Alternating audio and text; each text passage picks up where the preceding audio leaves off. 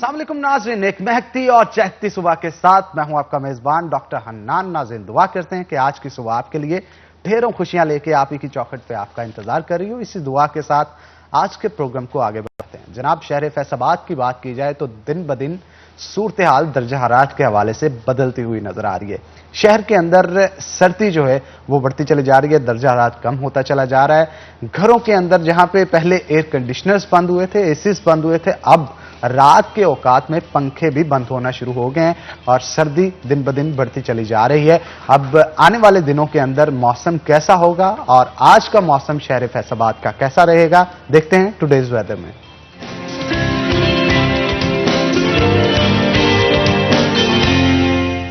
अब्दुल रहमान जनाब हमारे साथ मौजूद हो गए। अब्दुल रहमान, रिपोर्ट कीजिएगा, फैसलाबाद का मौसम आज कैसा रहेगा?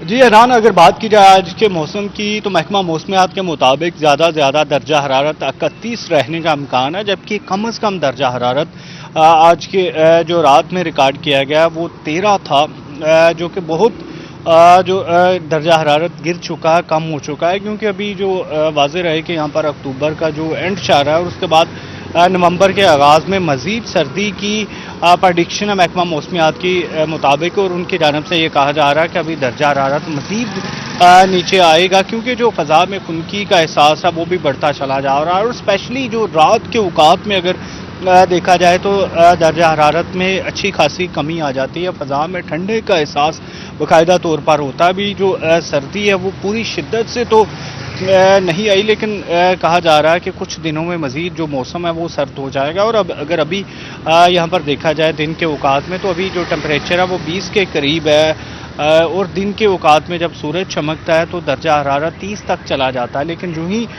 शाम का वक्त होता है, रात का वक्त होता है, तो दर्जा हरारत में कमी आना शुरू हो जाती है। बहुत शुक्रिया अब्दुल रहमान आपका। आप शहर फैसलाबाद का मौसम का अहवाल बता रहे थे।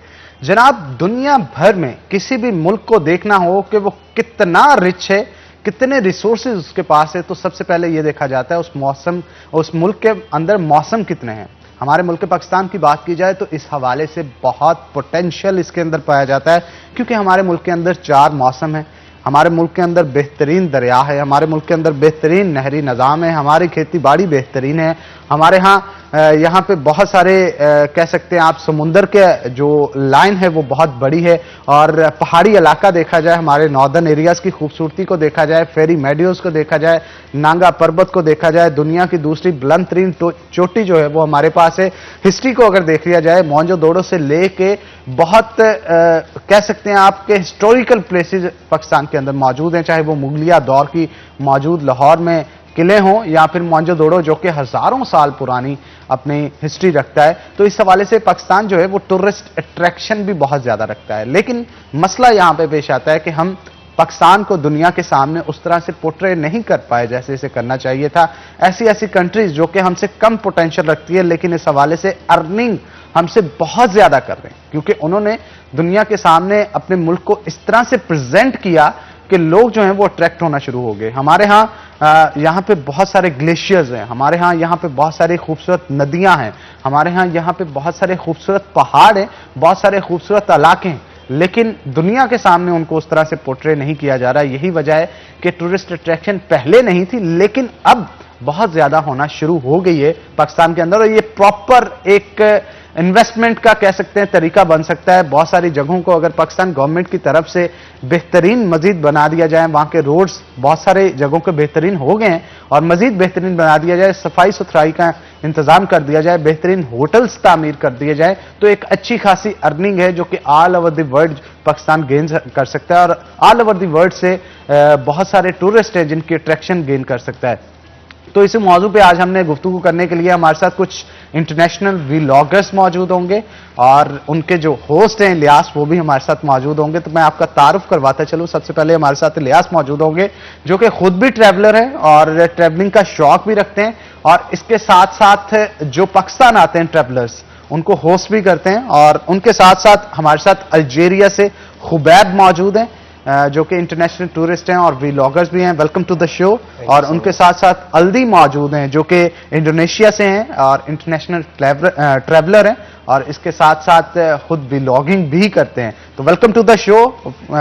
सबसे पहले इलियास की तरफ चलते हैं, उनसे जानते हैं, क्योंकि खुद भी 20 से 22 मुल्क विजिट कर चुके हैं और खुबैब और अल्दी को भी इन्होंने ही इनवाइट किया है, फैसलाबाद के अंदर भी, पाकिस्तान के अंदर भी। तो क्या कहेंगे इलियास, हमारे पाकिस्तान में टूरिस्ट अट्रैक्शन बहुत ज्यादा है, लेकिन पोर्ट्रे नहीं पाकिस्तान को किया जाता वैसे जैसे किया जाना चाहिए। Exactly. So when I was visit on Europe tour, so I'll see कि लोग यूरोप की तरफ भागे चले आ रहे हैं। So I have an idea, why not Pakistan? कि नेचुरल ब्यूटी पाकिस्तान की नो डाउट यूरोप से I have found more than Europe. तो इसी आइडिया को लेके मैंने 15 डेज के लिए कोई 8 मुल्कों से 9 लोगों को इनवाइट किया पाकिस्तान 15 दिन के लिए। So we find Hunza, Skardu, Fairy Meadows and all the places, and 2 of them here in Faisalabad just to see my city. So you can ask him how they like and all that. Khubaib की तरफ चलते हैं जी, Khubaib से सवाल करते हैं। Khubaib, how do you feel to be here? Oh, very nice. I love this city. Do you like Pakistani food? Yeah, of course. Which one is your favorite? Chicken karahi. Chicken कढ़ाई। Yeah.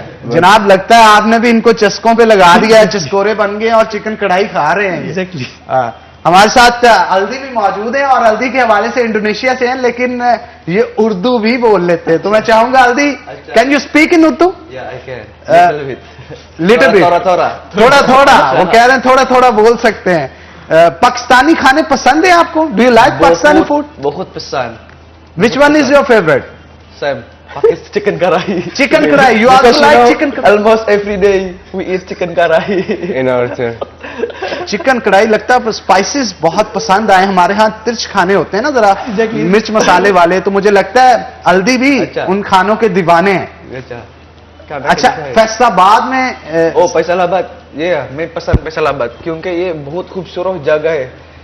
खूबसूरत फैसलाबाद बहुत खूबसूरत अच्छा। जगह है। What thing attract you in Faisalabad? I think Village. about food and village. Yeah, because you know there is How much villages you visit in Faisalabad? just one village. Just one village. What's the name? I forgot yesterday.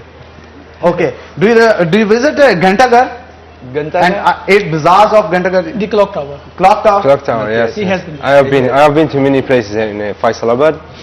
The Clock Tower. We have watched the kabaddi game. You yeah. like that sport? Amazing! The first time I see this kind of things here. We had some buffalo milk. We went to a village. We saw people how they milk buffalo, how they plant. You guys made a vlog on it, Yeah, I made documentary, not just. and it's response on social media. Yeah, it will be posted on YouTube soon, inshallah. हमारे साथ अल्दी भी मौजूद हैं, उनसे भी गुफ्तगू करते हैं। अल्दी, आप हमारे कल्चर के हवाले से क्या कहेंगे? Do you like our culture? I like our culture Pakistan. Do you know when before I come to Pakistan, I don't know anything about Pakistan. But when I come to Pakistan, I see and I going to some places, beautiful places in Pakistan. Oh, Which one is most beautiful? I think Ferry Meadow. Ferry Meadows. It's beautiful places. What thing attract you in Ferry Meadows? Ferry Meadows, you know, the dangerous track. Dangerous That is- track. Yeah. You guys hiking all over the mountains over there? Yeah. We went to the base camp. Till base Base camp. camp. Yes. Base Nanga camp. Parbat, base camp. It was my first time getting into such a high altitude. It was very hard for my. You guys visit all over the Pakistan. Did you find any security risk in Pakistan? Actually, thanks to Travel Yeah. Studio 92, they were taking care of us. So when we went on northern areas, we found many security checkpoints, but we didn't feel any danger or any problems. So everything was fine till now. बहुत अच्छी बात है जनाब। इनका कहना है कि हम तमाम नॉर्दर्न एरियाज में घूमे हैं और जैसा कि आप इनकी पिक्चर्स भी देख सकते हैं, पाकिस्तान का झंडा लहराया जा रहा है और दुनिया को बताया जा रहा है कि ये सिटी जो है, ये मुल्क जो है, पूरे पाकिस्तान का मुल्क, कहीं पे भी आप चले जाएं, ऑल ओवर द वर्ल्ड, जितने भी लोग हैं उनको एक मैसेज दिया जा रहा है, उनके सामने पोर्ट्रे किया जा रहा है कि किसी किस्म का सिक्योरिटी रिस्क यहाँ पे मौजूद नहीं। और यहाँ की खूबसूरती को देखने के लिए आप जरूर पाकिस्तान आए, क्योंकि यहाँ पे मैदानी इलाकों के साथ साथ पहाड़ी इलाकों में बेहतरीन जगह मौजूद हैं। हमारे साथ इलियास मौजूद है, मजीद गुफ्तगू उनसे करते हैं। इलियास, आप पूरी दुनिया में घूमे हैं, लोगों का परसेप्शन क्या होता है पाकिस्तान के हवाले से? जब मैंने ये टूर अनाउंस किया, free tour for foreigners vloggers, तो मुझे कोई कम ऑफ 15 से ज़्यादा ममालिक से लोगों ने कॉन्टैक्ट किया, लेकिन उनमें से कुछ ऐसे थे जो really want to come to Pakistan but they were scared about Pakistan, they had so many things like security threat and all that. So उनमें से 10 लोगों को मैं कल कर चुका हूँ जो पाकिस्तान आ चुके हैं, चूँकि ये व्लॉगर्स हैं, इनके लाखों में फॉलोवर्स हैं। So I hope that in future मैं जो मेरा मकसद था टू प्रमोट टूरिज्म और जो लेबर है terrorism and all that, I hope so कि मैं इसमें कामयाब हो गया हूँ। That's what I feel. बिल्कुल जी, कामयाब होना भी चाहिए, क्योंकि अगर हम दुनिया को बताएंगे नहीं कि हमारे पास कितना पोटेंशियल है टूरिज्म के लिए, तो उनको जब तक आएंगे नहीं, यहाँ पे सिचुएशन को नहीं देखेंगे, यहाँ के इलाके विजिट नहीं करेंगे, तो बहुत सारी चीजें हैं जो कि उनकी नजर से ओझल रहेंगी। और पहाड़ी इलाके तो हमारे खूबसूरत है ही हैं। अगर बलूचिस्तान में चले जाएं, वहां पे भी बहुत सारी खूबसूरत, सिंध में बहुत सारी खूबसूरत जगह मौजूद है, मकरान कोस्ट है, कुंद मलीर बीच है। Do you guys visit Balochistan और other areas of Pakistan? No, we only visit the eastern part, northern eastern part. Ilyas, इनको वहां पे भी लेके जाए ना। हमारे मौजूदोड़ो अगर देखा जाए हजारों साल पुरानी हिस्ट्री है, मकरान कोस्ट है, कुंद मलीर बीच है वहां पे। The thing is, we have 15 days, so I tried my best to cover maximum places, and we have covered about 8+ touristic places. And I think it's very hard for them to cover so many places, but I tried my best to give maximum. 15 दिनों में तो बहुत वाकई मुश्किल है, क्योंकि हमारे northern areas की बात की जाए, 15 दिन में वहीं पे विजिट हो जाए तो बड़ी बात है। क्योंकि हमारे यहाँ जनाब खूबसूरती है नॉर्दर्न एरियाज की, खास तौर पे लोग कहते हैं ना कि किसी स्पेसिफिक डेस्टिनेशन पे जाके उसकी सीनरी का मजा लिया जाएगा, उसकी खूबसूरती को देखा जाएगा, लेकिन हमारे नॉर्दर्न एरियाज ऐसे खूबसूरत है कि जब आप सफर कर रहे हो, जिस जगह पे रुक जाए वही आपकी डेस्टिनेशन होती है, जिस जगह पे रुक जाए वहीं पे सीनरी आपको कमाल की मिलती है। एक परसेप्शन होता है लोगों का कि किसी जगह पे जाके आराम करेंगे वो शहर बड़ा खूबसूरत होगा। हमारा पूरा का पूरा नॉर्दर्न एरिया बहुत खूबसूरत है, और जहां जहां से रास्ते से गुजर रहे हैं वही आपके खूबसूरत और यादगार लम्हात जो है वो बनते चले जाते हैं। तो क्या कहेंगे आप ये तो इंडोनेशिया से और अल्जीरिया से आए हैं, बहुत सारे और भी मुल्कों के लोग होंगे जिन्होंने आपको राब्ता किया होगा और आने की ख्वाहिश जाहिर की होगी? एग्जैक्टली, इस टूर में हमारे साथ 7 मुल्कों से लोग थे, जिसमें पोलैंड था, जर्मनी था, यूक्रेन था, तो तुनिसिया था, अल्जीरिया है, इंडोनेशिया है। तो definitely once they have come, they are, you know, just they never forget the memories what they have in Pakistan. So मेरा नहीं ख्याल कि ये very soon they're gonna come back in Pakistan, because हमने 1 दिन 2 दिन 3 दिन जिन places पे spend किए हैं, they want to spend more days there. So they have asked me they're gonna come back in next year. So that's what our aim, and we are going to be. However, you visit too many countries in all over the world. Which country have most tourist attraction in all over the world? Actually, I'm not into touristic places as a traveler. I like the nature, the raw and the beautiful nature of each country. I've been to Iceland. It was a very beautiful island. But when I went to Skardu, it has the same scenery, the same landscape. I was feeling like, oh, I'm in Iceland. I go to Ferry Meadows, I feel like it's Patagonia in the other parts of the world. I go to, there is called desert. I've been to Skardu by the dangerous road. I have seen death many times, by the way. Thanks God that I'm alive now. You must visit Balochistan. We have beautiful beaches there, like Kund Mlir beach. It's a beautiful Yes, I've been view. तो आपको इनको लेके जाना चाहिए वहाँ पे। Definitely next tour we will plan this, inshallah. हल्दी भी हमारे साथ मौजूद है, कुछ उर्दू में बातें हल्दी के साथ करते हैं। हल्दी, हमारे मलबूसात कपड़े आपको पसंद आए? शलवार कमीज, क्या नाम ये कुर्ता है, कुर्ता पसंद, बहुत पसंद। कुर्ता पसंद है? पसंद है। पहना है आपने? या पहना है। और आपने अपने घर वालों को दिखाया है वो कुर्ते की तस्वीरें वगैरह? मैं तस्वीरें तस्वीरें बना। आपकी कोई गर्लफ्रेंड है? गर्लफ्रेंड नहीं है। गर्लफ्रेंड नहीं है तो फिर कैसे, किसने बताया कि आपको ये कपड़े अच्छे लग रहे हैं? ये मैं खरीदना मेरा मामा है। मामा, for my mother. For your mother.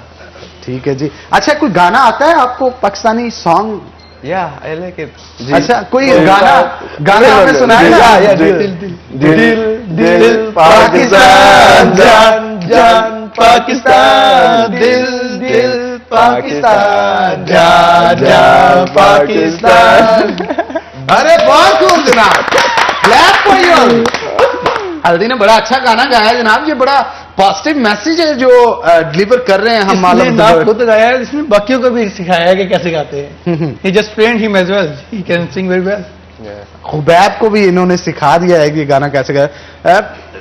हल्दी से बात करते हैं इस हवाले से मजीद कि उर्दू कहाँ से सीखी उन्होंने, क्योंकि बड़ी मजेदार उर्दू ये बोल रहे हैं और बड़ा अच्छा लग रहा है मुझे। उर्दू कहाँ से सीखी खूब आपने हल्दी? मैं इस्लामिक यूनिवर्सिटी पढ़ता हूँ, इस्लामाबाद। इस्लामाबाद? अच्छा, Islamic university, you read in it? पढ़ता हूँ। ओके जी, हमारी यूनिवर्सिटीज का जो इमेज है वो अब बिल्ड होता चला जा रहा है। इंटरनेशनल स्टूडेंट जो हैं वो भी यहाँ पे आके पढ़ रहे हैं, तो ये बड़ी अच्छी एक बात है। अच्छा, जिस तरह से आप होस्ट कर रहे हैं इनको पाकिस्तान के अंदर, जब आप जाते हैं आपको भी होस्ट किया जाता है? नहीं, थिंग इज के वो लोग इस चीज से काफी ऊपर आ चुके हैं, अभी हम डेवलप हो रहे हैं towards tourism. So near future इंशाल्लाह we will be like them. अच्छा, मैंने पिछले दिनों कुछ हमारे यहाँ पे टूरिस्ट आए थे, तकरीबन 8 के करीब टूरिस्ट थे, माजर चाहूंगा। अच्छा, उनको होस्ट फैसलाबाद के अंदर एक शख्स ने किया, और तरीकाकार क्या था कि जब वो आए उन्होंने अपने घर के अंदर ही उनको ठहराया, घर के अंदर ठहराया, खाने का इंतजाम भी वो करते थे, अपने शहर में घुमाया, जो इर्द गिर्द के करीबी शहर थे वहां पे भी घुमाया, उसके लिए कोई चीज चार्ज नहीं की गई उनसे। तो उनसे जब पूछा गया ऐसा क्यों कर रहे हैं आप, और बड़ी अच्छी हॉस्पिटैलिटी है आपकी, तो उनका ये कहना था कि जब मैं भी वहां पे जाता हूं अपने दोस्तों के हमरा, तो वहां पे ये मुझे अपने घर में रखते हैं और खाना भी खिलाते हैं, और जो खर्चा आता है टूर करने के लिए वो भी ये खुद टॉलरेट करते हैं, क्योंकि जो बंदा अपने शहर में या अपनी कंट्री में उसको तो इतना महसूस नहीं होगा जो बाहर से आता है उसको। तो इस तरह से हम कह रहे थे कि 2 और 3 वे ब्रिजेस बना रहे हैं टूरिस्ट के लिए, तो आप इस हवाले से क्या कहेंगे? ये एक अच्छी चीज है, एक अच्छा ट्रेंड है, अगर सेट हो जाए तो। Similarly I have been visited more than 20 countries, so about 15 countries में आप कह सकते हैं मेरी accommodation, all that, food, transport, they sponsor my friends over there. They just give me accommodation and food, all that. So similarly what I'm giving back to them. So ये मेरा ख्याल है, मैंने नहीं देखा पाकिस्तान की हिस्ट्री में टूरिज्म डिपार्टमेंट में ये पहली बार था कि किसी ने ओपनली कॉल की हो whole the world to come to Pakistan free of cost and just see the beauty of Pakistan for 15 days. So अल्हम्दुलिल्लाह with the platform of travel studio 92 I have done this finally. बिल्कुल जी, ऐसा होना भी चाहिए। Khubaib हमारे साथ मौजूद है, मजीद गुफ्तगू उनके साथ करते हैं। Khubaib, how much YouTuber followers you have? On all platforms it goes till 700k. About 700k. Yeah. And what message you want to give about Pakistan to all our to your followers? To be honest, I like to show the best and the bad things that I see. Not bad, but the real thing. Like I spend the whole day on motorbike. It's busy. There is when you go to the city, you're gonna see this. But if you go to the nature, you're gonna see this. So that's why people like to see my content. What I'm gonna say to people About Pakistan? Yeah, about Pakistan. It's a very beautiful country. If you wanna taste food, spicy food, I got some problems in the beginning, but now I got used to. Pakistan is very beautiful country. Before I got many bad ideas about it due to Western media. They want to show it in such bad way. But now I saw it by my real eyes, So people now they trust me. They trust my choice. I tell them my stories. They're gonna see my videos. Then I'm sure that they will come after my trip and they will do the same as mine. बिल्कुल आप ठीक कह रहे हैं, और पाकिस्तान में आना चाहिए। पाकिस्तान टूरिस्ट अट्रैक्शन रखता है। हल्दी भी हमारे साथ मौजूद हैं, हल्दी से भी पूछते हैं। हल्दी, what message you want to give all over the world about Pakistan? Okay, I have one thing. My family before asked me why you come to Pakistan. It's a dangerous country. It's not safety. So, but I believe it's Pakistan. Safe country and not dangerous. So I come to Pakistan. I want to tell all of people in the world, don't think Pakistan dangerous country. It's safe country. It's beautiful country, and I want to say I love Pakistan. बिल्कुल जी, देख लिया चलो, आपने। इनका पाकिस्तान यही जिंदाबाद, कहना है कि जिंदाबाद। पाकिस्तान से इनको मोहब्बत भी है और किसी किस्म का सिक्योरिटी थ्रेट यहाँ पे मौजूद नहीं है, इसलिए दुनिया से कहीं से भी बंदे यहाँ पे आ सकते हैं और यहाँ पे आके खूबसूरत हमारे जो इलाके हैं उनको देख के एंजॉय कर सकते हैं। टूरिस्ट अट्रैक्शन रखता है हमारा पाकिस्तान, बहुत खूबसूरत इलाके हैं इसके पास। तो इलियास, बहुत शुक्रिया आपका शो में आने के लिए। अलदी, आपका भी बहुत शुक्रिया। खुबैब, आपका भी बहुत शुक्रिया। Thank you very much to all of you. हमारे साथ मजीद मौजूद होंगे नेक्स्ट गेस्ट, और बहुत शुक्रिया आप सबका शो में आने के लिए। Thank you very much. तो नाज़रीन, एक ब्रेक लेंगे, ब्रेक के बाद दोबारा हाजिर होते हैं। कहीं मत जाइएगा, हमारे साथ रहिएगा।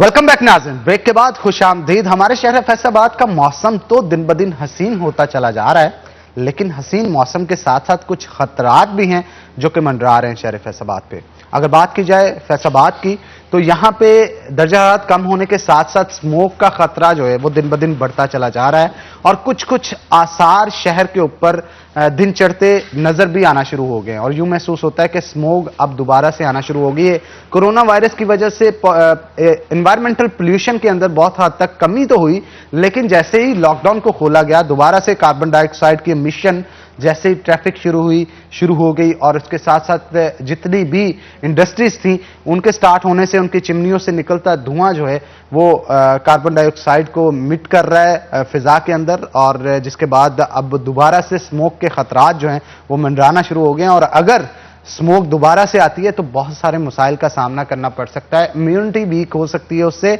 और इम्यूनिटी के वीक होने से अल्टीमेटली कोरोना का वायरस का भी खतरा मुकम्मल तौर पे टला नहीं है। सूरत हाल जो पेश आती है, जैसा कि आप स्क्रीन के ऊपर देख भी सकते हैं कि हमारे यहाँ फैक्ट्रियों की चिमनियों से निकलता धुआं जो है उसके आगे किसी किस्म के फिल्टर्स नहीं लगाए जाते, उनको ल्यूट आउट करने के लिए कोई मुनासिब तरीकाकार इस्तेमाल नहीं किया जाता, डायरेक्टली जो भी चीज बर्न की जाती है उसका धुआं फजा में छोड़ दिया जाता है। और खास तौर पे फैक्ट्री एरिया हो या फिर इसके अलावा दीगर जो यूनिट्स लगाए गए हैं जहां पे केमिकल वेस्ट जमीनी पानी को आलूदा कर रहा है, उसी के साथ साथ जो धुआं निकल रहा है वो फिजाई आलूदगी को दिन ब दिन बढ़ाता चला जा रहा है। और क्योंकि लोड भी अब पाकिस्तान की इंडस्ट्री पे ज्यादा बढ़ गया है, इसी वजह से दिन ब दिन जो है वो फिजाई आलूदगी में इजाफा हो रहा है और स्मोक के खतरात जो है वो मंडरा रहे हैं। और अगर इस चीज को स्टॉप ना किया गया तो इरिवर्सिबल प्रॉब्लम्स जो हैं वो फैसलाबाद शहर को देखना पड़ेगा। आलूदगी के लिहाज से फैसलाबाद शहर को अगर देखा जाए तो दुनिया भर के तीसरे बड़े शहर में आलूदगी के हिसाब से इसका शुमार होता है। पाकिस्तान के नंबर 1 पे है फैसलाबाद आलूदगी के लिहाज से। एनवायरमेंटल पोल्यूशन क्यों दिन ब दिन बढ़ता चला जा रहा है, महकमा माहौलियात आखिर क्यों नाकाम है इन तमाम चीजों को रोकने के लिए। सिर्फ और सिर्फ फिजाई आलूदगी नहीं, जो केमिकल वेस्ट वाटर है वो भी दिन ब दिन जमीनी पानी के साथ मिलके जहरीला पानी जो है वो उगर रहा है और उससे बहुत सारी बीमारियां, कैंसरस डिजीजेस जो है हमारे शहर के अंदर फैल रही हैं। किस तरह से इनको रोका जाए, क्या स्ट्रेटजी बनानी चाहिए, इस हवाले से गुफ्तगू करने के लिए हमने आज रमजान मिर्जा जो कि हमारे सीनियर रिपोर्टर हैं उनको दावत दे रखी है। Welcome to the show Ramzan. Ramzan, क्या कहेंगे, हमारे यहाँ एनवायरमेंटल डिपार्टमेंट जो है पोटेंशियल नजर नहीं आता उनमें कि इन चीजों को रोक सके। कितना अरसा हो गया उनको बनाए हुए, लेकिन अभी तक कोई एक फैक्ट्री भी ऐसी नहीं है जिसके खिलाफ कार्रवाई की गई हो, उसे बंद किया गया हो, उसको जुर्माने किए गए हो। यूं महसूस होता है जैसे ये बदमाशी के साथ फैक्ट्रियां चल रही हों और फजाई आलूदगी में दिन ब दिन इजाफा हो रहा है। आखिर ऐसा क्यों है? हनान, शुक्रिया। एक तरफ महकमा माहौलियात कमज़ोर है तो दूसरी जानिब फैक्ट्री मालिकान और सनतकार जो हैं वो उतने ही मजबूत हैं। जब मुकाबला जो है वो ऐसे अंसर से हो जो बहुत कमज़ोर हो तो उसका असर जो है वो नज़र नहीं आता। यही वजह है कि फैसलाबाद में हज़ारों यूनिट्स हैं, सैकड़ों बड़े यूनिट्स हैं जिनको चेक करने के लिए किसी किस्म की कोई भी, या एक तरफ तो इक्विपमेंट मौजूद नहीं है महकमा के पास, दूसरी जानिब वर्कफोर्स नहीं है, तीसरी जानिब उस हद तक इन्फोर्समेंट भी उनके पास नहीं है, जिसकी वजह से फैसलाबाद जैसा शहर जो है वो आलूदा तरीन शहरों में से एक बनता नजर आ रहा है। और अक्टूबर का इख्तिताम चल रहा है, नवंबर के आगाज में या इख्तिताम तक शायद फैसलाबाद में स्मोक छा सकती है। अभी भी आपने जिस तरह जिक्र किया कि सुबह सवेरे आसार नजर आ रहे होते हैं और विजिबिलिटी जो है वो आहिस्ता आहिस्ता कम होना शुरू हो गई है। अगर हम 2 से 3 हफ्ते पहले की बात करें तो फैसलाबाद में विजिबिलिटी जो थी वो 1500 से 1800 मीटर थी। अब जो है वो विजिबिलिटी 1300 से 1500 मीटर तक रह गई है। और जो इंडस्ट्रियल एरियाज हैं, ये जहां जिस इलाके में गर्दो गुबार ज्यादा है, वहां पर विजिबिलिटी मजीद कम है। और ये तो स्टार्ट है, अभी आगाज है बिल्कुल। और आगे आने वाले दिनों में जब दर्जा हरारत अचानक गिरेगा तब सूरत देखने वाली होगी, क्योंकि हर दफा यूं महसूस होता है सर्दियों से पहले ही धुंध का पड़ना शुरू हो गया, लेकिन वो स्मोक होती है। और इस दफा भी अब बसार दिखने शुरू हो गए। बिल्कुल, इस हवाले से हुकूमत की जानिब से लाहे अमल बनाया भी गया है, लेकिन उसके ऊपर फिल वक्त अमल दरामद होता हुआ नजर नहीं आ रहा। सबसे अहम बात यह है कि आगाही मुहिम जो कि घरों की सतह पे होनी चाहिए थी वो नहीं हुई।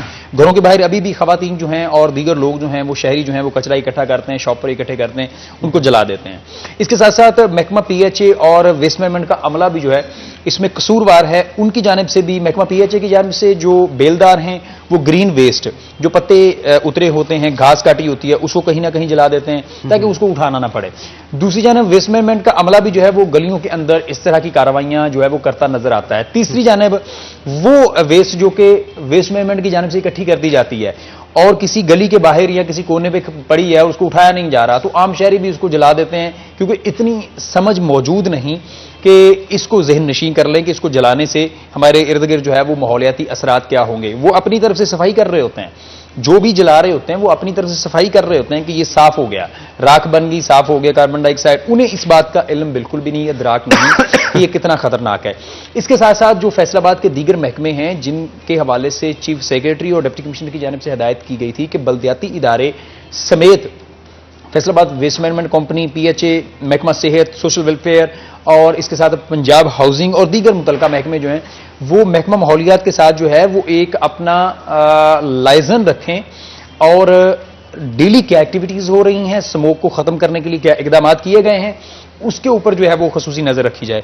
लेकिन महकमा ज़राअत की जानिब से ये बात की जा रही है कि अगर हम पर्चा करें किसके खिलाफ, जिस बंदे ने फसल जलाई है उसकी बाकियात जला दी हैं, तो किसकी मुद्दत में पर्चा होगा, इसके ऊपर ये अभी तक फैसला नहीं हो सका। जिस वजह से महकमा ज़राअत की जानिब से वो तमाम जगह जहां पर फसलें जलाने के बाद जो है वो माहौल को आलूदा किया जा रहा है, उसमें कमी वाकई नहीं आ रही। अगर आप मोटरवे के इर्द गिर्द सफर कर लें, आपको नजर आएगा कि जगह जगह जो है वो फसलों को जलाया गया है, लेकिन कोई उनको पूछने वाला नहीं है। कूड़ा बड़ा जलाया जाता है, कूड़ा शहरों के अंदर कूड़ा जलाया जा रहा है। इसके साथ साथ आप राजबा रोड के इर्द गिर्द देख लें, वहां पे कचरा इकट्ठा भी किया जाता है। वेस्ट मैनेजमेंट कंपनी की भी जिम्मेदारी है, इसके साथ साथ म्यूनिसिपल कमेटी की भी जिम्मेदारी है कि वो देखे कि किसने कचरा जला दिया, उसको कोई परसू नहीं करता।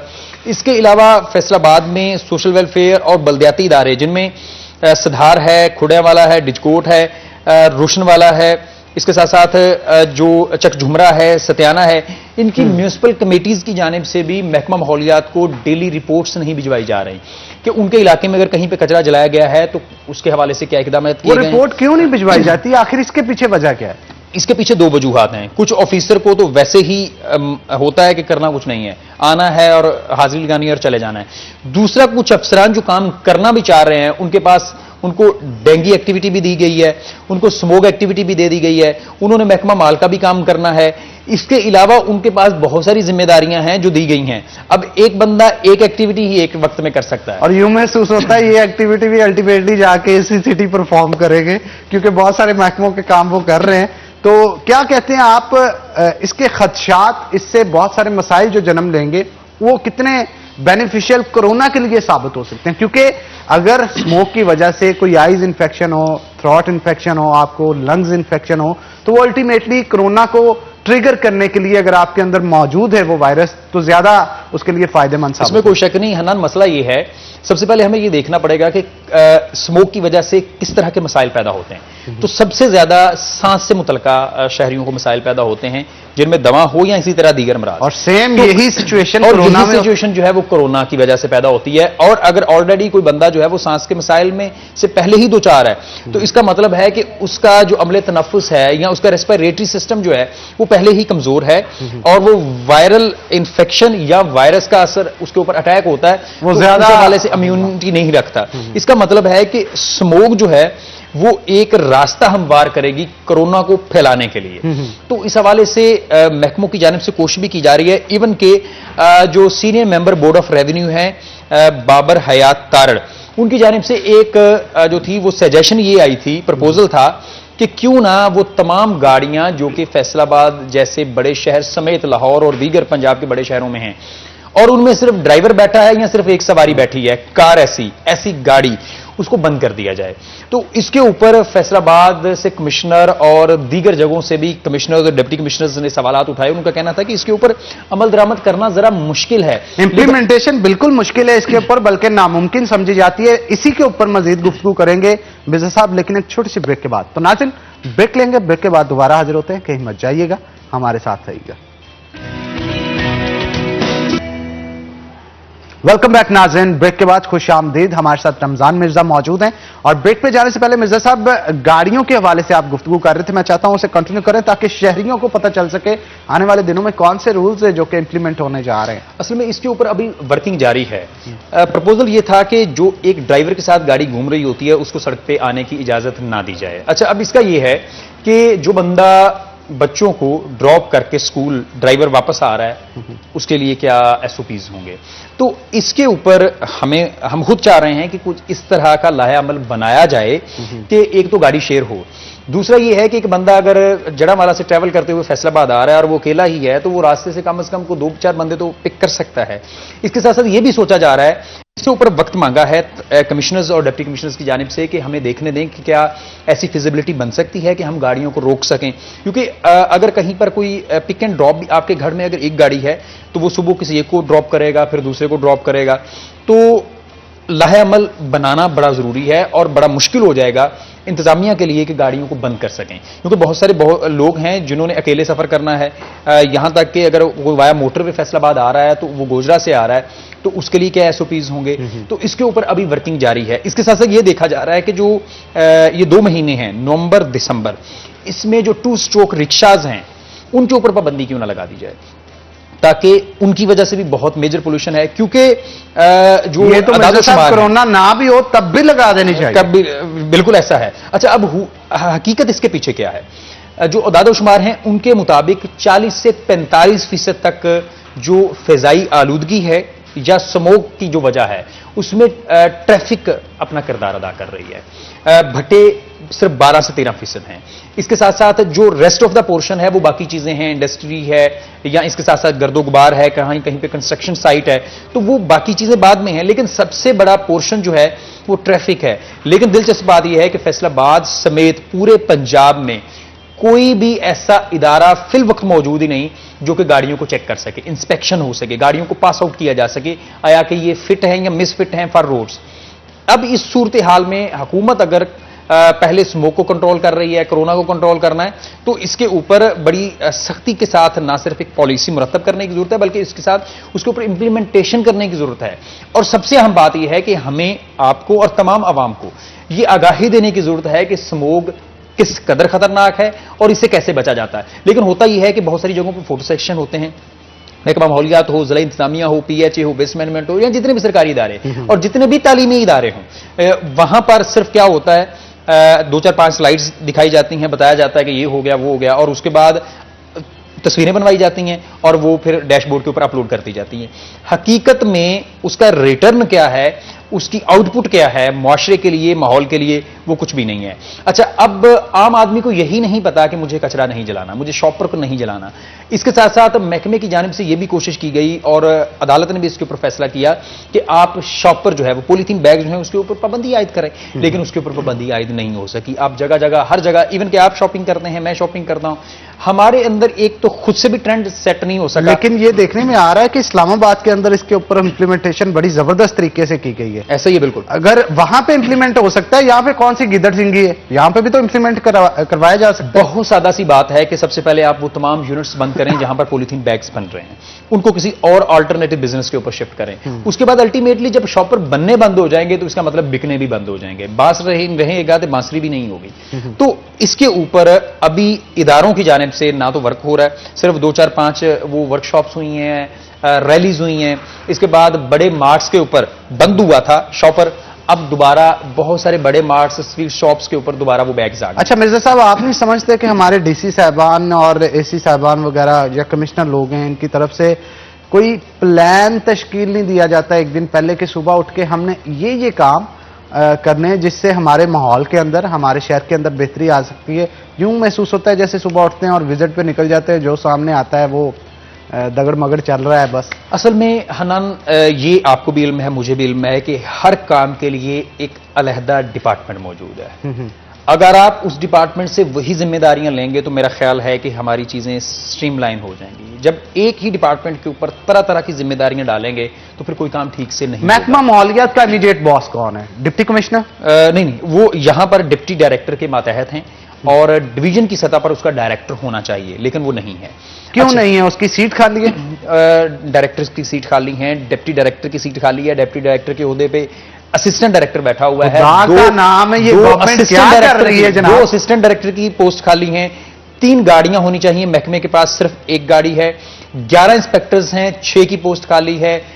12 फील्ड असिस्टेंट्स हैं, 6 की पोस्ट खाली है। इसके साथ साथ डेली बेसिस पे किसी किस्म का कोई एजाजिया नहीं दिया जाता, पेट्रोल के पैसे नहीं दिए जाते। तो वो इंस्पेक्टर जिसकी 15-20 हज़ार तनख्वाह है, वो बड़ी फैक्ट्री का फिर मिर्जा साहब अगर ये काम नहीं करते, इनको चीजें मुयस्सर नहीं की जाती, 2 चीजें हैं। या तो आप इनकी जो वैकेंसीज खाली हैं उनको फिल करने के बाद उनको प्रॉपर रिसोर्सेज दें ताकि एनवायरमेंटल पोल्यूशन को कम करें। अगर नहीं तो जितने भी बंदे मौजूद हैं फिर सबको निकाल के और बंद कर दिया जाए डिपार्टमेंट को। वो भी तो बैठे फिर मुफ्त की तनख्वाहें जो हैं वो खा रहे हैं, काम तो नहीं ना हो रहा। सिर्फ चक्कर शक्कर लगाए जाते हैं फैक्ट्रीज के, चक्कर देने के लिए चक्कर लगाए जाते हैं ना। लगाए जाते हैं। अच्छा, दिलचस्प बात यह है कि मसला यहां पे नहीं है, मसला जो है वो सूबाई वजीर तक यही मसला है। कोई बंदा काम करने के लिए तैयार नहीं है और जो काम उनकी जिम्मेदारी नहीं है वो सारे कर रहे हैं। वैसे तो सुन लिया जाए, वजीर आजम साहब कहते हैं कि 1 बिलियन ट्री लगाए जाएंगे, ये कर दिया जाएगा, वो कर दिया। यहां पे आके जिस चीज ने देखना है, जिस डिपार्टमेंट ने देखना है कि एनवायरमेंटल पोल्यूशन किस तरह से कम होगी, दरख्तों पे जोर धरा है, वो भी पूरे नहीं हो रहे और मुतलका डिपार्टमेंट को बड़ा क्लियर है, बड़ा क्लियर स्टांस है इसमें कि कराची सबसे बड़ा इंडस्ट्रियल हब है पूरे पाकिस्तान का।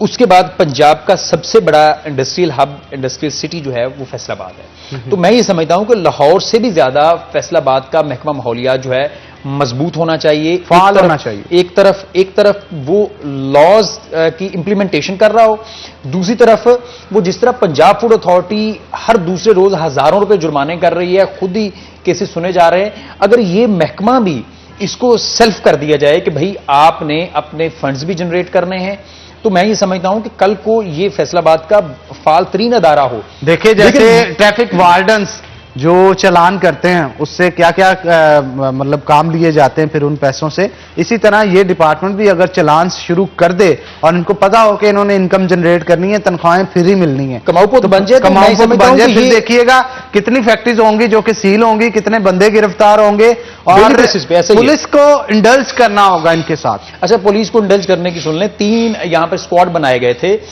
3 स्क्वाड में 2-2 वार्डन्स दिए जाने थे ताकि वो फैसलाबाद शहर में जगह जगह जाके नाके लगाएं, डेली बेसिस पे गाड़ियों की इंस्पेक्शन हो और जो गाड़ियां जो हैं वो कर रही हैं, धुआं फैला रही हैं, उनके खिलाफ कार्रवाई हो। अब हो ये रहा है कि 3 स्क्वाड में से सिर्फ 1 स्क्वाड को जो है वो ट्रैफिक वार्डन्स दिए गए हैं, 2 जो है वो खाली फिर रहे हैं और उनके पास ट्रैफिक वार्डन्स ही नहीं। अब जब महकमा माहौलियात का इंस्पेक्टर जो है वो रोड के ऊपर जाके गाड़ी के आगे हाथ करेगा तो वो ये महसूस करेगा शायद इसने सफर करना है इस गाड़ी के ऊपर, वो खड़ी करेगा या नहीं करेगा।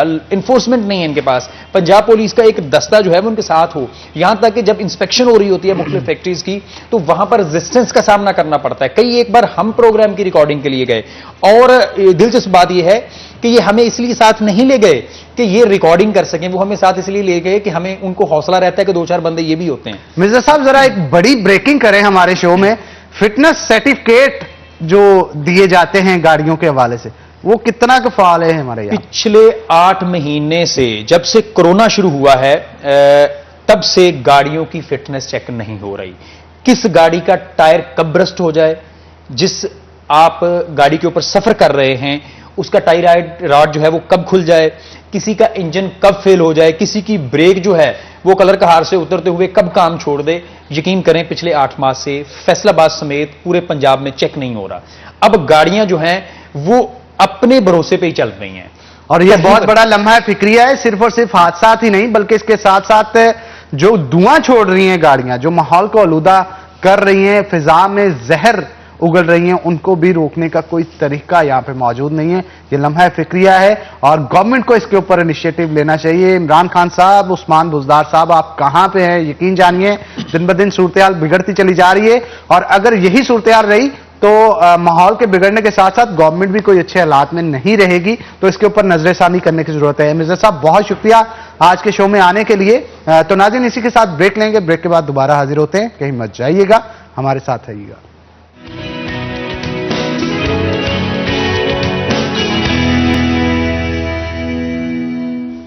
वेलकम बैक नाज़रीन, ब्रेक के बाद खुशामदीद। जनाब, अगर आप चाहते हैं कि आपकी पर्सनैलिटी बेहतरीन हो तो उसके लिए आपका हेयर स्टाइल और ड्रेसिंग बेहतरीन होना जरूरी है। मेरा hair style prime hair club की तरफ से बनाया गया, जबकि ड्रेसिंग जो है वो डैन स्टीवन बाय साहब जी की तरफ से की गई। और अगर आप चाहते हैं कि फॉर्मल और सेमी फॉर्मल ड्रेसिंग का इंतखाब करें तो उसके लिए आपको सायरा मॉल पे के फर्स्ट फ्लोर पे जाना होगा, जहां पे डैन स्टीवन की आउटलेट मौजूद है और वहां पे जाके बेहतरीन ड्रेसिंग जो है वो परचेज कर सकते हैं। और इसके साथ साथ आपको बताता चलें कि हमारा किचन का सेगमेंट स्टार्ट हो चुका है और किचन के सेगमेंट की जहां पे बात आती है तो उसके लिए बेहतरीन कुकिंग ऑयल और घी का इंतखाब आपको करना होता है। मान वनस्पति के हवाले से यहां पे मैं गुफ्तगू करना चाहूंगा। जनाब, अगर आप इसका इंतखाब करते हैं तो यकीन जानिए आपके खाने की लज्जत ना सिर्फ दोबारा होगी बल्कि सेहत पे बड़े बेहतरीन फायदे जो है वो आपको इस वनस्पति घी से मिल सकते हैं। उसकी वजह यह है कि इसके अंदर vitamin A, vitamin D, vitamin E जो है वो मौजूद होता है। विटामिन ए आपकी विजन को क्लियर करता है, विटामिन डी आपकी कैल्शियम अब्जॉर्प्शन यानी बोन्स को स्ट्रॉन्ग करता है, विटामिन ई आपकी ओवरऑल हेल्थ के लिए बेहतरीन है।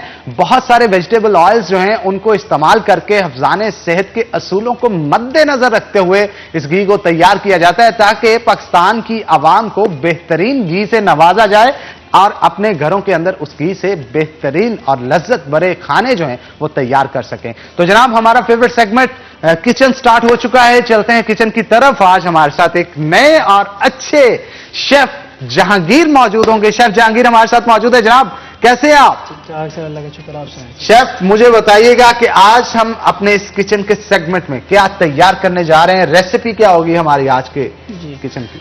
सर, आज जो हम बनाने जा रहे हैं वो इंग्लिश ब्रेकफास्ट। इंग्लिश ब्रेकफास्ट है। इंग्लिश ब्रेकफास्ट में क्या क्या इंग्रेडिएंट्स होंगे जो यूज होंगे? रेसिपी क्या होगी इसकी ताकि ऑडियंस को पता चल सके? सर, इसकी रेसिपी मैंने सामने बना के रखी हुई है। अब हम बनाने जा रहे हैं, पैन केक बनाने जा रहे हैं। उसके लिए मुझे दरकार होगा मैदा है, मेरे पास शुगर पड़ी हुई है, ठीक है, बेकिंग पाउडर है, दूध है और वनीला एसेंस है, ऑयल पड़ा हुआ है। अच्छा, ये जितनी जितनी क्वांटिटी में यूज होगा वो भी आप बताएंगे, लेकिन मैं जानना चाह रहा हूं कितने पर्सन्स का ब्रेकफास्ट है जो कि हम सर्व करने जा रहे हैं, ताकि हम क्वांटिटी जो बताएंगे ऑडियंस को पता हो कि इतने बंदों के लिए ये क्वांटिटी यूज की जा रही है।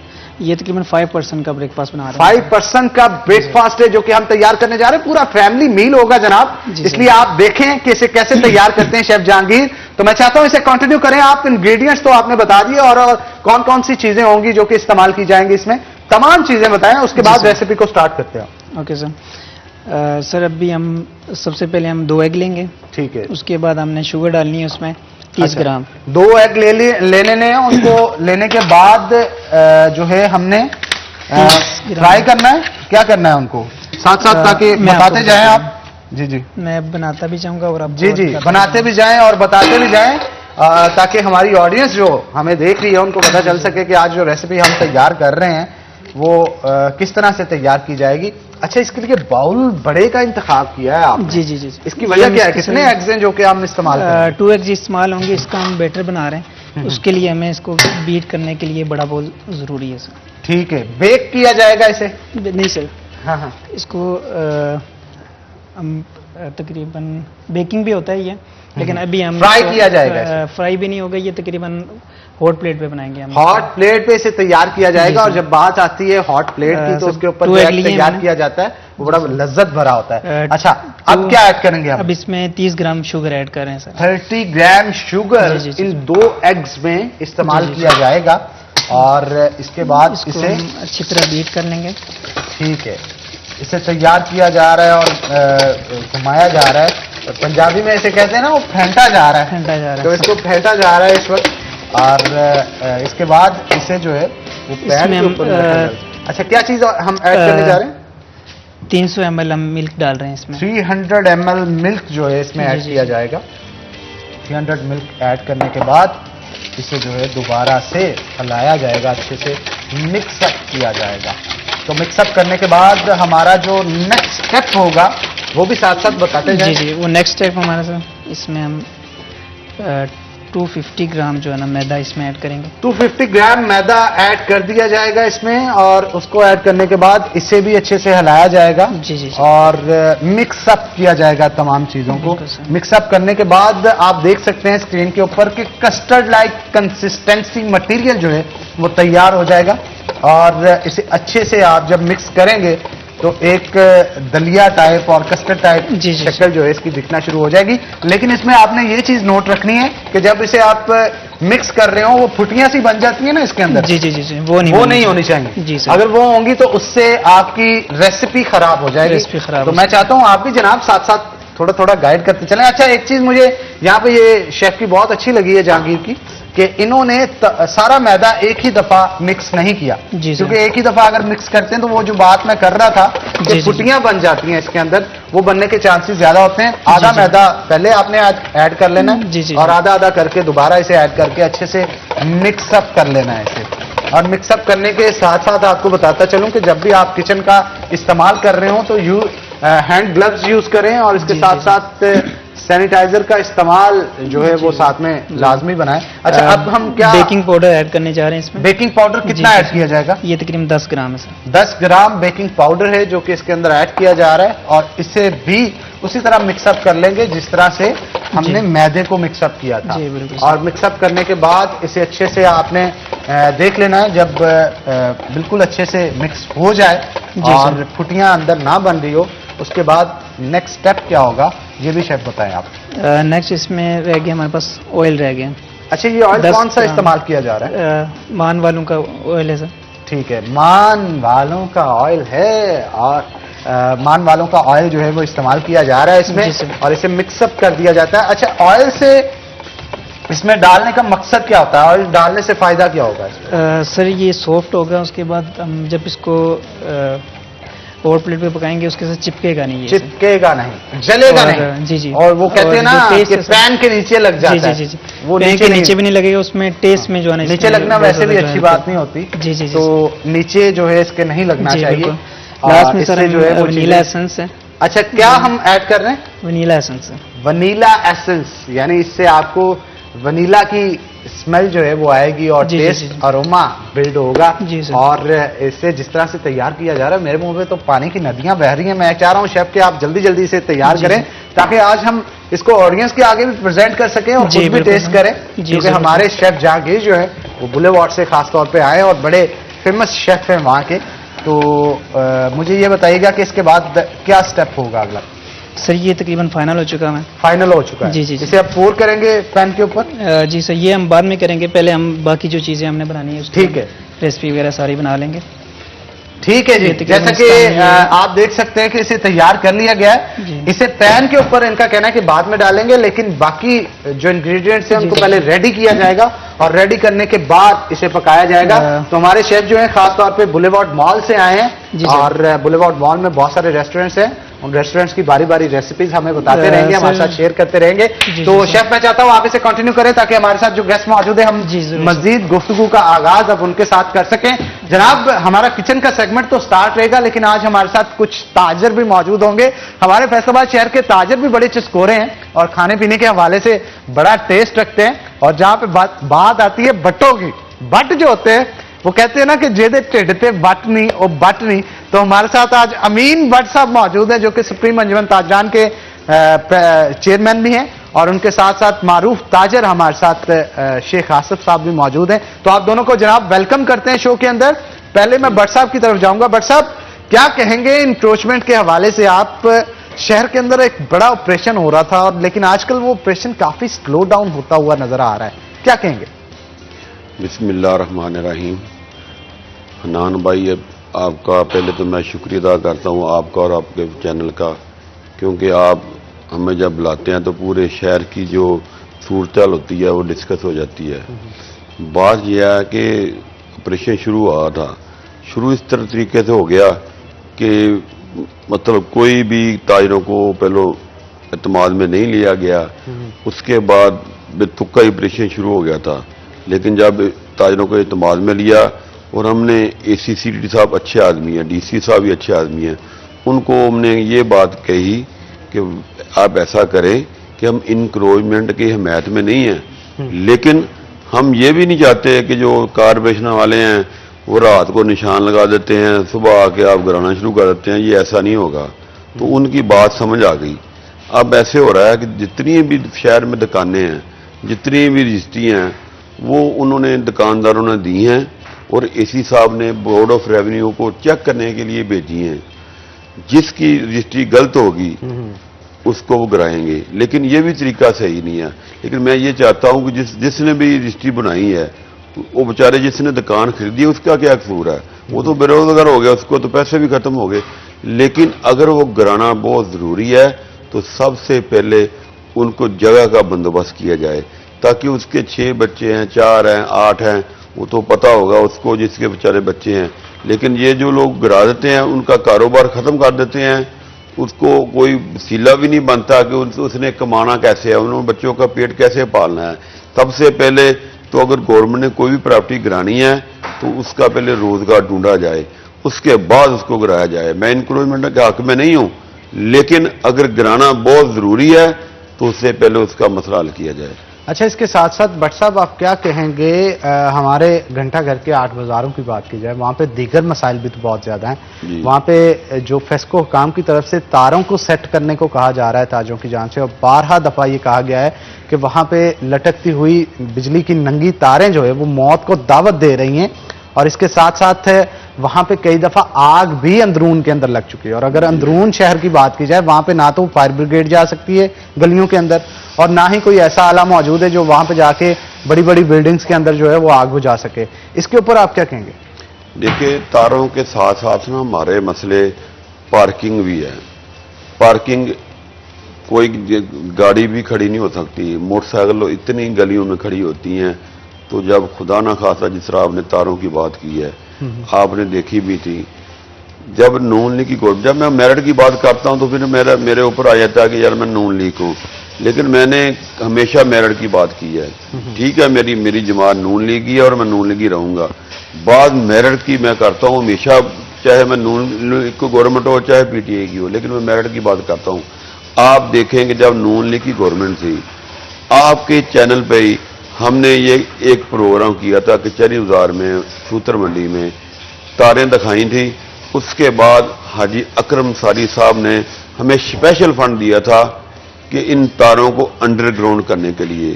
और मंदिर गली में और जामिया गली में काफी गलियां अंडरग्राउंड तारें हो भी गई हैं। बदकिस्मती है हमारी आवाम की, गवर्नमेंट खत्म होगी, उसके बाद कई दफा हम फेस्को हुकाम को बता चुके हैं, दरखास्तें दे चुके हैं कि भाई आप क्या चाहते हैं, क्या आप कोई जानी नुकसान चाहते हैं? चलो माली नुकसान तो बर्दाश्त हो जाता है, लेकिन जानी नुकसान पूरा नहीं होता। तो खुदा के वास्ते इनको कोई ऐसा मसला करें जिससे खुदा ना खास्ता अगर आग लग गई तो ना तो फायर ब्रिगेड अंदर आएगी, ना कोई मसला हल होगा।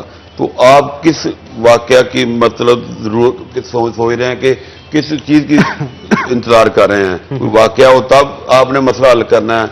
तो मैं हकाम अबाला से और कमिश्नर फैसलाबाद से, DC फैसलाबाद से रिक्वेस्ट करूंगा और बार बार रिक्वेस्ट कर रहा हूं कि खुदा के वास्ते अगर आप शहर को खूबसूरत देखना भी चाहते हैं तो पार्किंग प्लाजे बनाएं, ताकि गलियों में जो मोटरसाइकिल बड़े बड़े हैं वो आप गुजर भी नहीं सकते। बिल्कुल आप ठीक कह रहे हैं। और अगर ये मामला के ऊपर गौर ना किया गया तो दिन ब दिन सूरत हाल जो है वो संगीन होती चली जाएगी। शेख आसिफ भी हमारे साथ मौजूद है, उनसे भी गुफ्तगू करते हैं। क्या कहेंगे आप, पावरलूम इंडस्ट्री के हवाले से अगर बात की जाए तो पावरलूम मालकान जो हैं वो आजकल काफी परेशान नजर आते हैं। उनका कहना है कि बिजली का रेट बढ़ने की वजह से बिलों में बहुत ज्यादा इजाफा हो गया और उसकी वजह से मुनाफा कम हो गया। क्या कहेंगे इस हवाले से? बिस्मिल्लाहिर्रहमानिर्रहीम। सर, पावरलूम के बिजली के अलावा भी बहुत सारे मिसाइल हैं जो इस गवर्नमेंट की बिल्कुल नज़र में नहीं है।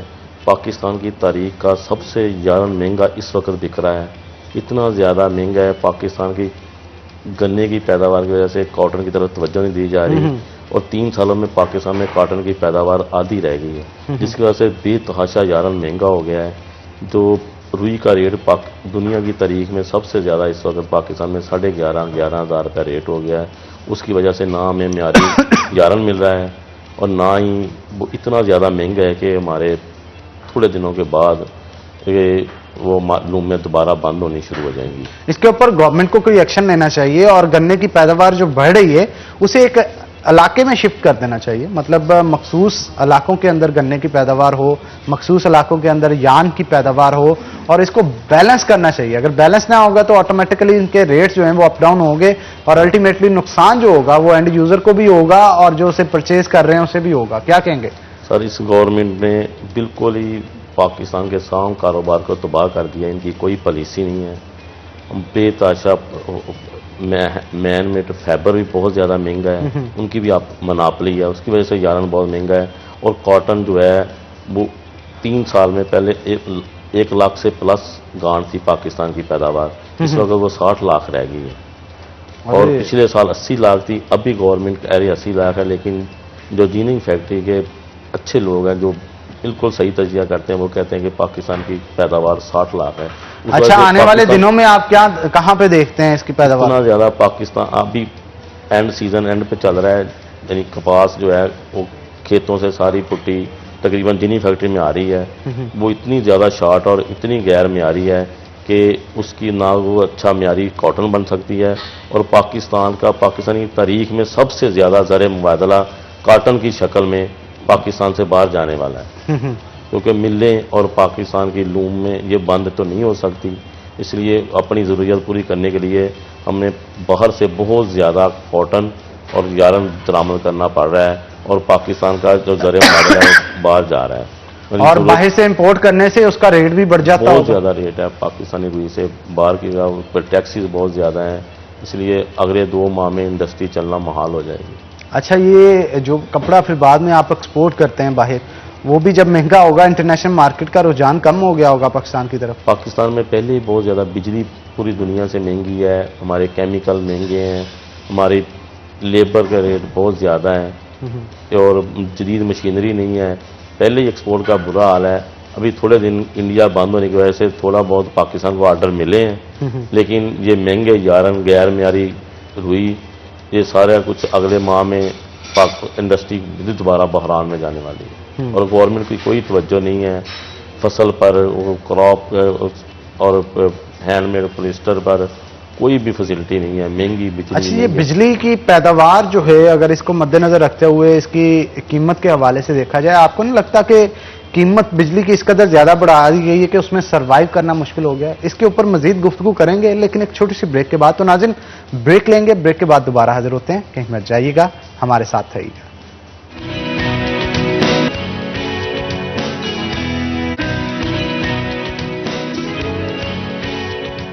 नाज़रीन, जैसा कि आप देख रहे हैं कि किचन में हमारी रेसिपी जो है वो शेफ जहांगीर तैयार कर रहे हैं, तो जानते हैं उनसे कि कहां तक काम पहुंचा। शेफ बताइएगा कितना रेडी हो चुका है ब्रेकफास्ट? सर तकरीबन रेडी हो चुका हुआ है, थोड़ी सी चीज़ें रह गई हैं जो हम अभी बना के आपको फाइनलाइज कर लेनी है और काफी हद तक तैयार है। और इसके साथ साथ शेफ का ये भी कहना है कि ब्रेकफास्ट हो और उसके साथ प्रेजेंटेशन बेहतरीन ना हो तो उसका मजा दोबारा नहीं होता, इसलिए प्रेजेंट इसे अच्छे तरीके से किया जाएगा और उसकी गार्निशिंग करने के लिए भी बहुत सारे इंग्रेडिएंट्स इनके पास मौजूद हैं ताकि ब्रेकफास्ट को हसीन और जमील के साथ साथ लज्जत भरा भी बनाया जाए। तो अमीन भट्ट साहब हमारे साथ मौजूद है। भट्ट साहब क्या कहेंगे पार्किंग के हवाले से? सिटी फैसलाबाद और उसके साथ साथ डीएसपी जो हैं ट्रैफिक के, उनके साथ काफी मीटिंग्स हुई हैं आपकी, कोई मामला तय पाए इस हवाले से कि नहीं? देखिए, हमने सीडीओ साहब से भी मीटिंग की है और डीएसपी बाबर साहब से भी की है, लेकिन अभी तक मैं देख रहा हूं कि उनसे भी कंट्रोल नहीं हो रहा। हमने 8 बाजारों में गोलों में जो उन्होंने लाइनें की थी वो लाइनें लगा दी गई हैं, लेकिन लाइनों के साथ साथ हमने ये सख्ती से सवाल किया था कि अगर आप बेहतर चाहते हैं फैसलाबाद शहर में 8 बाजारों में और गलियों में तो ड्यूटी बहुत ज़रूरी है। लेकिन मैं सीटीओ फैसलाबाद से आपके 41 के साथ साथ ये बताना चाहता हूँ कि आप यंग हैं, हमें बड़ी उम्मीद है आपसे और आपने वादा भी किया था कि 8 बाजारों में और गोलों में हम आपको ड्यूटी पूरी करेंगे। लेकिन अब नज़र तो आने शुरू हो गए हैं, लेकिन जो ड्यूटी उनको देनी चाहिए वो नहीं दे रहे। इवन ये भी कहा जाता है सीटीओ की तरफ से आपके जो ऑफिस के अंदर वर्किंग में थे उनको भी फील्ड में भेजा जा रहा है ताकि वहां की बाहर की जो जरूरत है वार्डन्स की उसको पूरा किया जा सके। लेकिन मैं ये चाहता हूं कि जिस तरह हमने सीटीओ साहब से कहा था कि जो खाली चिंची है उसको खड़ी ना होने दें, लेकिन अभी तक कोई असर नजर नहीं आया। जब हम ड्यूटी करेंगे तो असर भी होगा, जब हम ड्यूटी नहीं करेंगे तो असर नहीं होगा। अब मैं फिर दोबारा ये सीटीओ साहब से ये मुतालबा करता हूं तमाम ताजरों की तरफ से, अगर आप चाहते हैं कि शहर की ट्रैफिक बेहतर हो जाए तो सबसे पहले तो आप वार्डन की ड्यूटी चेक करें। अगर आप नहीं कर सकते तो जो शहर के जो ताजर हैं, सदर हैं, मतलब 8 बाजारों के जो कोई सदर हैं, गोलों के सदर हैं, उनकी ड्यूटी लगा दें कि भाई अगर आपको कोई ड्यूटी करता तो हमारा वार्डन नजर नहीं आएगा तो आप फौरी हमें फोन करें ताकि उसका एक्शन लिया जाए। अगर एक्शन होगा तो इंशाल्लाह ट्रैफिक का निज़ाम भी बेहतर हो जाएगा। लेकिन उसके साथ साथ हमने पहले भी कई दफ़ा मुतालबात किए हैं गवर्नमेंट से कि सबसे पहले आप पार्किंग प्लाजों का क़याम जो है मतलब पार्किंग प्लाजे बनाने चाहिए। जो हमारे प्लान थे नून लीग के दौर में, जो आपको कारखाना बाजार कहता हूँ, मीरपुर बाजार के बाहर MCI स्कूल के साथ जो प्लाजा था, जो साहब का मेयर हाउस था, वो वहीं का वही खड़ा है। अब नून लीग ने शुरू किया था, वहां पे खत्म हो गया है, अभी तक वो उसकी तैयारी शुरू नहीं हुई। लेकिन जब तक हमारे शहर में पार्किंग प्लाजे नहीं बनेंगे ट्रैफिक का निज़ाम बेहतर नहीं होगा। लेकिन जब वार्ड अगर जितनी देर तक प्लाजे नहीं बनते, कम से कम जो हमारे वार्डन भाई हैं वो अपनी ड्यूटी को पूरा करें ताकि जो हमारे अवाम है वो बहुत इस वक्त तंग है। आप जाए ना, आप जाते ही रहते हैं 8 बाजारों में, आप देखें कि कचहरी बाजार, कारखाना बाजार में, आप बोना बाजार, लेकिन बस साहब यहाँ पे पूरा का पूरा कसूर अगर ट्रैफिक वार्डन्स का निकाला जाए ये भी गलत बात है, क्योंकि वहां पे बहुत सारे ताजर ये देखने को आता है कि अपना माल लोड करवाने के लिए लोडर रक्शे जो है वो वन वे की खिलाफ वर्जी करते हुए नजर आते हैं, उनके ऊपर भी एक्शन लेना चाहिए। क्या कहेंगे आप? देखिए, बात यह है कि अक्सरियत में जो ड्राइवर है ना चिंकी वाले, उनके पास लाइसेंस भी नहीं है। एक तो उनका लाइसेंस चेक किया जाए, दूसरी बात यह है कि अगर जनाब वो माल बड़े गाड़ी को जब पकड़ लिया जाता है, कई ताजर ही होते हैं जो सिफारिश करने के लिए पहुंच जाते हैं। नहीं, सिफारिश हमने वादा किया है कि जो कोई भी वनवे की खिलाफ वर्जी करेगा हम उनकी सिफारिश नहीं करेंगे। हाँ, सिफारिश उसकी करेंगे। बाद का ऐसा हो जाता है कि कभी कताई की थोड़ी बहुत गलती किसी ताजर से हो जाती है तो हम उनकी सुलह भी करा देते हैं। ऐसा चलता रहेगा और चलता रहना है, क्योंकि ताजर और लेकिन बट साहब गलत बात तो गलत बात है। देखिए, बात यह है कि मैं हूं, कोई मेरा कोई भतीजा है, कोई मेरा कोई ताजर भाई है, कोई दुकानदार है, लेकिन गलती की माफी एक दफा होती है, उसको बार बार गलती की माफी नहीं होती। हमने सिर्फ जब उससे सिफारिश करते हैं तो हम ये कहते हैं कि इनको एक दफा वार्निंग कर दें, अगर ये दोबारा दुकानदार अगर गलती करेगा तो बिल्कुल हम लोग सिफारिश नहीं करेंगे। लेकिन ये जो वनवे की खिलाफ वर्जी भी है ना नान भाई, ये मैंने खड़े होकर नहीं रोकनी। ये ट्रैफिक वार्डन हमारे जो उधर ड्यूटी है, वो जो बाजार है वो खड़े होकर उनको शुरू में रोकें। अगर नहीं रोकेंगे तो फिर अंदर आएगा, तो ताजरों ने नहीं रोकना। ये सीटी साहब की जिम्मेदारी है कि वो जो आप वो कहते हैं कि हमने बढ़ा दिए हैं, बढ़ा भी दिए हैं, लेकिन बढ़ाने का फायदा तब ही है ना कि अगर वो ड्यूटी भी पूरी करे। एक घंटा घर की तरफ खोला जाए शुरू में, एक आखिर में खड़ा हो जाए, एक दरमियान में खड़ा हो जाए, या अगर चेक करेंगे तो इंशाल्लाह ट्रैफिक का निज़ाम बेहतर हो जाएगा। बिल्कुल बेहतर होना भी चाहिए, क्योंकि हमारा घंटाघर की अगर बात की जाए तो ये हिस्टोरिकल पॉइंट ऑफ व्यू से भी एक मॉन्यूमेंट है हमारे फैसलाबाद का और पहचान है हमारे फैसलाबाद की। इसके 8 बाजारों को बेहतरीन होना चाहिए। और हमारे साथ शेख आसिफ साहब भी मौजूद हैं, उनसे भी गुफ्तगू करते हैं। आपके ही प्लाजे के बाद बहुत सारी नंगी तारें देखने को मिलती हैं और कई दफ़ा ये सुनने में भी आया कि आपकी गली के अंदर जो है वो आग भी इक्का दुक्का दफ़ा लगी है, बड़ी मुश्किल से उसे बचाया गया था। बड़ा हादसा हो सकता है, कोई जानी और माली नुकसान हो सकता है। आपको नहीं लगता कि फेस्को हुकाम को इसके ऊपर एक्शन लेना चाहिए? बिस्मिल्लाहिर्रहमानिर्रहीम। जो अवाम है ना, उन्होंने बड़ी तवक्कात के साथ इस गवर्नमेंट को मुंतखब किया था। पिछली गवर्नमेंट के दौर में तरक्याती काम बेताशा हो रहे थे, लेकिन जब की ये गवर्नमेंट आई है, फैसलाबाद की और पूरे पाकिस्तान आवाम की बदकिस्मती है कि एक भी तरक्याती काम, वो पार्किंग प्लाजे का हो, वो तारों का हो, वो सीवरेज का हो, वो गलियों का हो, वो बिल्कुल ही पैसे कुछ डाल दिया इस गवर्नमेंट। लोग ढूंढते फिर रहे हैं कि हमारे MNA MPA साहबान कहाँ हैं, ना उनके बस में हैं, ना ही उन्होंने किया है कुछ। बलदियाती इदारे टूट गए हैं, अब सारी जिम्मेदारी MNA MPA साहबान के ऊपर है। लेकिन उन्होंने कोई, आपके सामने हम कुछ झूठ तो नहीं कह रहे कि पाकिस्तान की तारीख में 2 साल और 3 माह की तकरीबन गवर्नमेंट का अरसा हो गया है। अगर इन्होंने कोई काम किया आप लोगों को पता ही है। एक अगर ये स्पीड ब्रेकर बनाते हैं उसकी 10 तस्वीरें लगाते हैं। और जो पिछली गवर्नमेंट के बेतहाशा काम थे तरक्याती, वो अब टूट फूट का शिकार हैं। अब कोई भी काम है, हमारा गाड़ी है, उसको हम अगर मरम्मत नहीं करेंगे तो वो ख़राब हो जाएगा। इसी तरह पिछली गवर्नमेंट ने हाजी अकरम साहब ने, उनका हल्का था हमारे शहर के गुरुद्वारा गली और मंदिर गली में, सारी बिजली अंडरग्राउंड कर दी। ये भी चल रहा था, लेकिन इन लोगों ने कोई तवज्जो नहीं दी, ना ही उनको शौक़ है, ना ही वो चाहते हैं करना, या उनके बस में नहीं है, या वो करना नहीं चाहते। ये शौक़ से काम होता है। इसलिए ताजर बेतहाशा परेशान है कि पूरे बाज़ार में हम टैक्स पे करने वाले, पाकिस्तान की सबसे बड़ी, एशिया की सबसे बड़ी yarn market, grey cloth market में लंगी तारें लटक रही हैं, ट्रैफिक के मसाइल हैं, बिजली की तारों के मसाइल हैं, ट्रांसफार्मर आए दिन ख़राब रहते हैं, लेकिन कोई इनका पुरसान हाल नहीं है। पुरसान हाल नहीं है। अच्छा शेख साहब, टिकटॉक बनाना पसंद है आपको? बड़े टिकटॉक स्टार्स के साथ मूवीज शूवीज देखता हूं मैं आपकी। ये क्या चक्कर क्या है? आपको भी पसंद तो नहीं है टिकटॉक पे वीडियोस बनाना? बिल्कुल पसंद। वो दोस्त हैं, वो बस साथ जाते हैं, दोस्त हैं, लेकिन टिकटॉक बन रहा होता है और शेख साहब बड़े सूटेड बूटेड होके वहां पे ना टिकटॉक बना रहे होते हैं। बना लेते हैं, गाना नया चलाते हैं, फिर पता चलता है। अच्छा वैसे शौक तो है ना, मतलब आपको टिकटॉक बनाने का शौक है? मुझे नहीं, आपको नहीं, मतलब दोस्तों को है?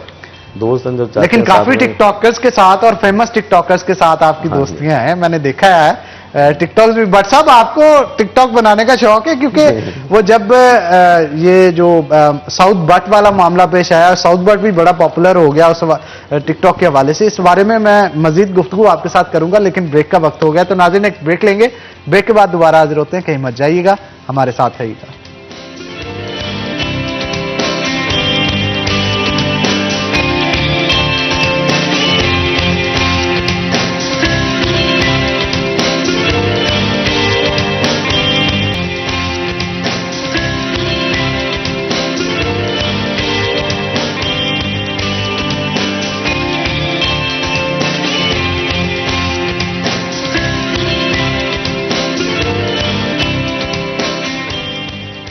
बिल्कुल नाज़रीन, जैसा कि आप देख रहे हैं कि हम 2 शो बना रहे हैं इसकी, और ब्रेकफास्ट जो है वो काफ़ी हद तक तैयार हो भी चुका है और मज़ीद बना रहे हैं।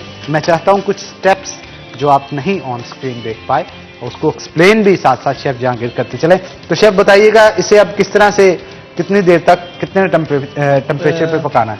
जैसे कि हमने बात की थी कि फैमिली को अक्सर मसला होता है कि सुबह सुबह उठ के नाश्ते में बच्चों को जल्दी होती है, क्या चीज़ें बना के, ये बिल्कुल जो है ना जो 5 मिनट के अंदर तैयार होने वाली चीज़ें, आप और मजे के तैयार होने वाली चीज़ें। अच्छा इसे पलटा भी जाएगा जी, और जैसा कि आप देख सकते हैं इनकी महारत ज़रा ज़्यादा है, तो इसलिए अच्छे से इसे डील कर लेते हैं। और इसके साथ साथ जैसे शेफ बना रहे हैं तो मैं साथ साथ दिखाता भी चलूँ, इसको प्रेजेंट करता चलूँ।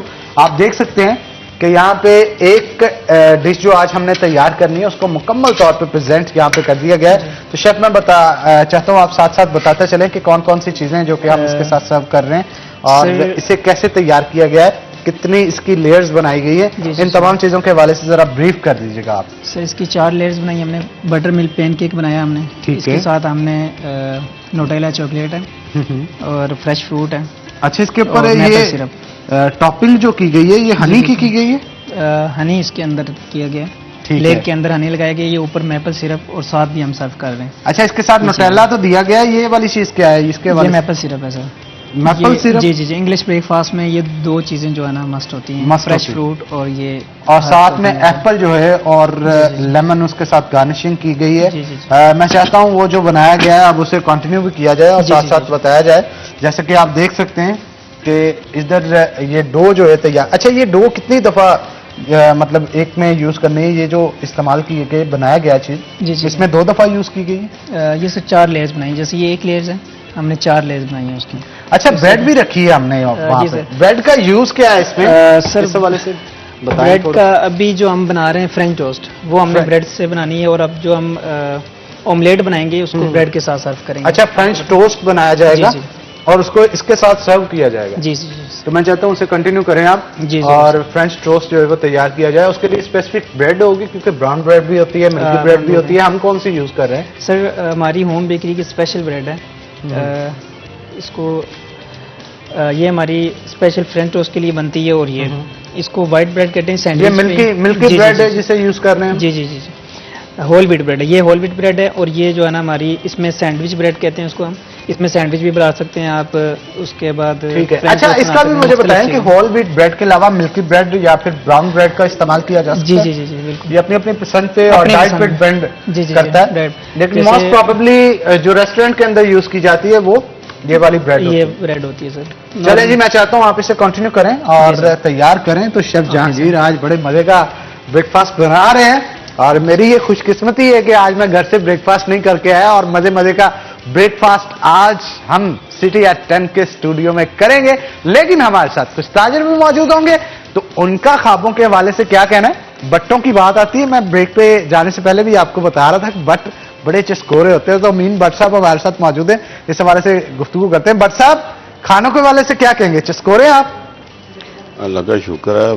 अल्लाह का शुक्र है जी, चस्कोरे। और घंटा घर के 8 बाजारों की जब बात आती है, वहां का जो पहलवान होगा, भट्ट होगा, वो खानों का शौकीन ना हो, ये हो ही नहीं सकता। बट्टों के बारे में ये भी मशहूर है कि बट्टों की ना ढाई वसली ज्यादा होती है। हाँ। जब ढाई वसली ज्यादा होगी तो वो खाएंगे भी तो ज्यादा खाएंगे। हाँ। तो ये बात भी ठीक है। जब हमारे शादियां होती हैं, जब मेहंदी का फंक्शन होता है, दाल चावल हमारे बड़े मशहूर हैं। अच्छा, बट्टों की पसंदीदा ग़िज़ा में भी शुमार जी, होता है जी। इसका।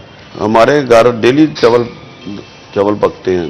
दाल चावल तो वैसे मशहूर है ना, मेहंदी में के ऊपर हमारी स्पेशल डिश दाल चावल होती है।